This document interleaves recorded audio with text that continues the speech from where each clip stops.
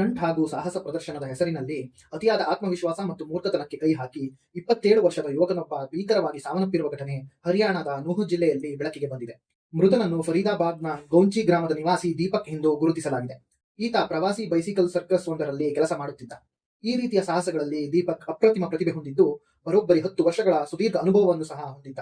Circus ಪ್ರದರ್ಶನಕ್ಕೆ ಟೌರುವಿನ ಕೋರಿ ಗ್ರಾಮಕ್ಕೆ ಬಂದಿದ್ದಾಗ ದೀಪಕ್ ವಿಚಿತ್ರ ಸರ್ಕಸ್ ಸಾಹಸ ಮಾಡಲು ಮುಂದಾಗಿದ್ದ.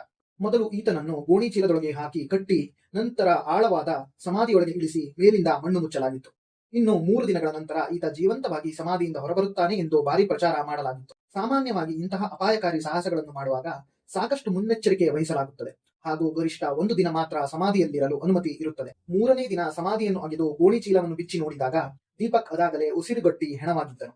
ಸಮಾಧಿಯಂತಹ ಜಾಗದಲ್ಲಿ ಮಣ್ಣು ಮುಚ್ಚಿದಾಗ ಆಮ್ಲಜನಕ ಪ್ರಮಾಣ ತೀವ್ರವಾಗಿ ಕಡಿಮೆಯಾಗುತ್ತದೆ ಮತ್ತು ಇಂಗಾಲದ ಡೈಆಕ್ಸೈಡ್ ಹೆಚ್ಚಾಗಿ ಮನುಷ್ಯ ಪ್ರಜ್ಞಾಹೀನನಾಗಿ ಉಸಿರುಗಟ್ಟಿ ಸಾಯುತ್ತಾನೆ. ಈ ಹಿಂದೆಯೂ ಅಂದರೆ 2017ರಲ್ಲಿ ಪಾಣಿಪತ್ನಲ್ಲಿ 17 ವರ್ಷದ ಬಾಲಕನೊಬ್ಬ ಇದೇ ರೀತಿಯ ಸಾಹಸಕ್ಕೆ ಕೈ ಹಾಕಿ ಪ್ರಾಣ ಕಳೆದುಕೊಂಡಿದ್ದನು.